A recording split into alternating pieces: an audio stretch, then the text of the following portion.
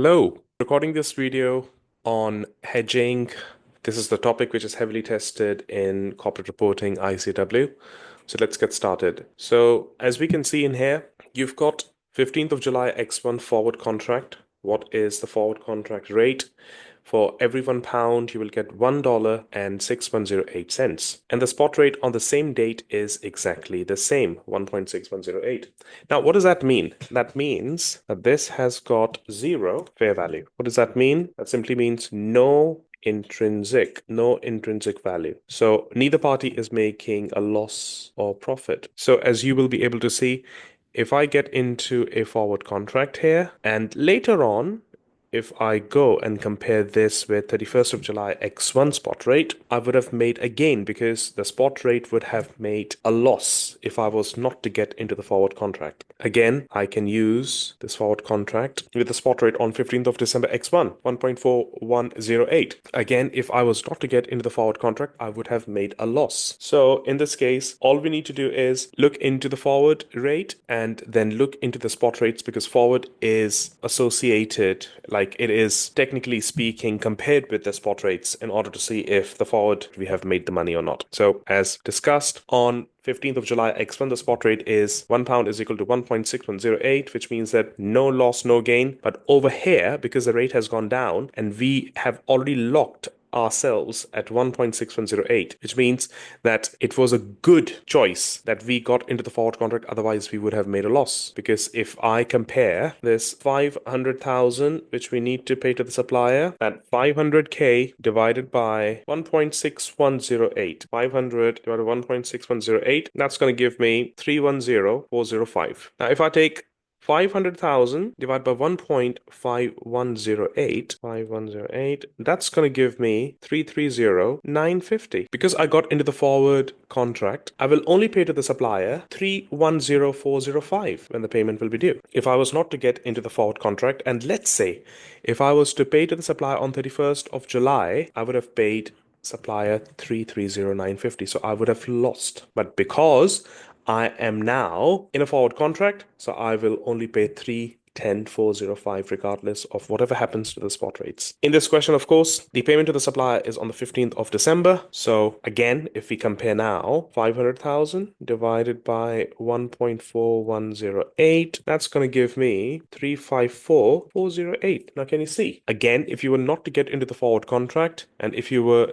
simply relying on the spot rate, you would have ended up paying 354,408. Now, because again, you're in a forward contract, you will only pay 310,405. So in this question, first of all, we will look into no hedging. So there is no hedging whatsoever. So you're simply saying, I'm not going to get into a forward contract. Whatever happens, whatever the spot rate is going to be on the day when I'm going to make the payment, I'm happy with that. Okay, that's fine. So no hedging on the 15th of December X1, when the payment to supplier is due, all you would do is go to the exchange office, look at the exchange rate, and the exchange rate on 15th of December X1, when you're supposed to pay to the Chinese supplier, is 1.4108. So which means that you will take your 500K, divide by 1.4108, and that is 354,409 as I showed you here. So just simply make the payment to the supplier. The double entry is you will debit your inventory 354,409 and you're going to credit your cash because you're making the payment. So 354,409. So what you'll do is you will compare for 409. So which means that you actually overpaid £44,004. So that simply means that you were better off if you were to get into the forward contract.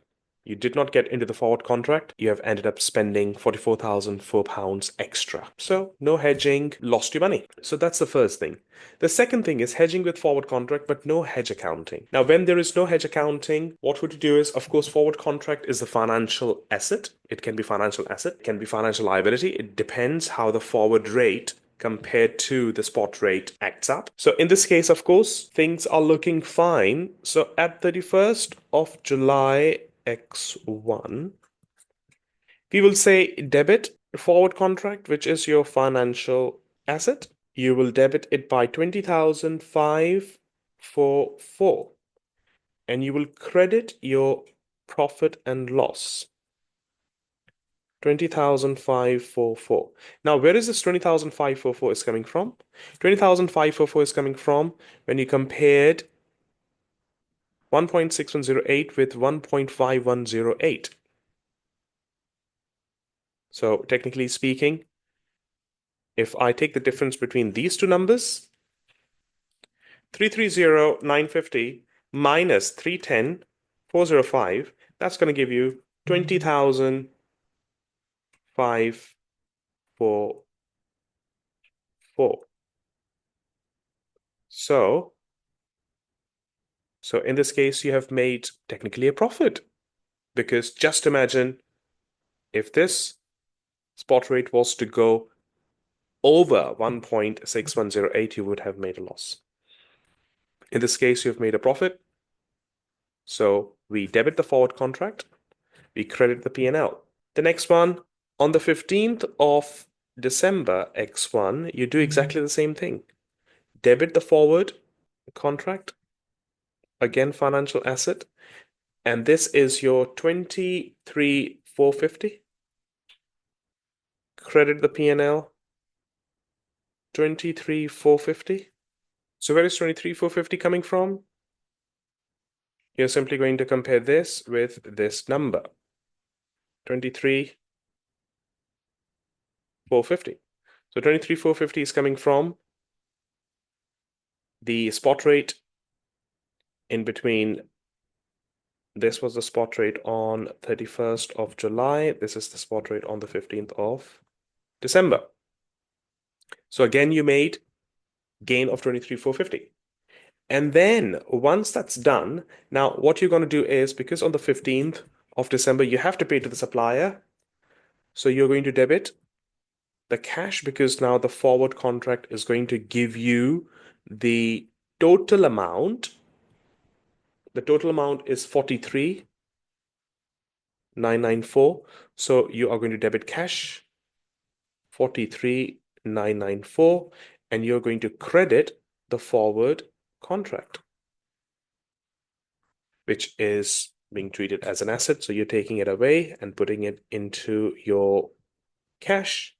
And then simply on the same date, you will go to the supplier using the spot rate and make the payment. So debit inventory, which is 354,409, and credit your cash, 354,409.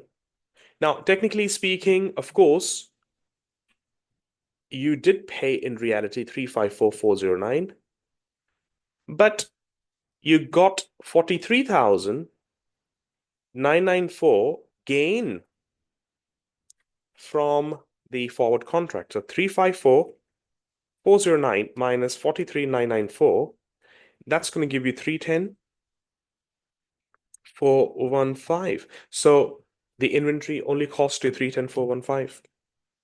So this is when you are simply hedging with forward contract, but no hedge accounting. Now, the next one is your fair value hedge. This is the fair value hedge, which simply means on the 31st of July X1, you create a forward contract, which is your financial asset, and you will again debit your forward contract and credit your P&L 2544. And the next bit is, because it is a firm commitment. Now, firm commitment is technically a liability. So what you'll do is to recognize the increase in the fair value of the hedged item, so which is your liability, of course, the firm commitment. So what you'll do is debit your P&L with the same amount. So you're simply taking it away from the P&L and putting it into your liability, which is firm commitment, 2544. And then you will do exactly the same thing on the 15th of December X1. So you're going to debit your forward contract, which is your financial asset, 23,450, and credit your P&L, 23,450. Again, debit your P&L, 23,450, and put it into the firm commitment, which is your liability, 2544. 43,450. Once that's done, now again, if you look into it, you have made a profit from the forward contract. So you're going to debit your cash with 43,994, and you're going to credit your forward contract, which is 43,994. See, your forward contract, this and this, if you add them together, that's your 43,994. So now you're taking it away from the forward contract and putting into the cash because you're realizing the gain. And then go back again to the supplier and pay supplier, and your inventory is going to cost you 354 according to the spot rate on that day, and credit cash with a 354,409. Then once that's done, now you have to eliminate the firm commitment. So debit firm commitment by 44,004, which was simply the difference between this figure here, 310,405, and 354,408. So these two. So take out from the firm commitment 44,004 and credit your inventory, and you're done. So you have to remove the firm commitment from the statement of financial position, and you will adjust the carrying amount of the inventory. That's why now the firm commitment is not there because we have bought the inventory, so everything is done. So your firm commitment doesn't exist anymore. So you will debit because firm commitment was a liability, so you'll take it away. So when you debit the liability, you are reducing the liability. So you debit the liability and credit your inventory. Done. And with the cash flow hedge, everything, technically everything is exactly the same, but you will use other comprehensive income instead. So on 31st of July X1, you get a forward contract, which is your 2544, and you're going to credit OCI 2544. And on 15th of December X1, you debit forward contract again, 23,450. So debit forward contract 23,450, and you will credit your OCI again, 23,450. And then 15th of the 12 X1, you're getting the cash, so debit cash from the forward contract, which is 43,994, and debit your forward contract 43,994.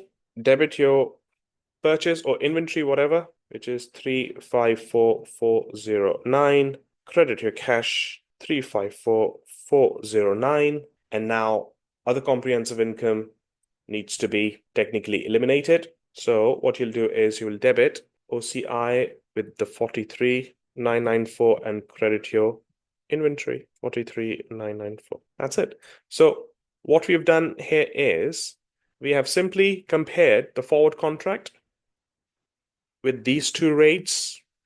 Technically speaking, we did compare with this as well, but there was zero fair value, so no intrinsic value. There is no loss or profit either side, so that's fine. So now we are comparing 1.6108 with 1.5108 on the 31st of July, and then 1.4108 on the 15th of December. If there is no hedging, we are simply picking up the spot rate on the day when we paid to the supplier, which was 1.4108, and then we did the debits and credits. Done. Number two, if this was your hedging with forward contract, but no hedge accounting, then you will simply bring everything into the P&L.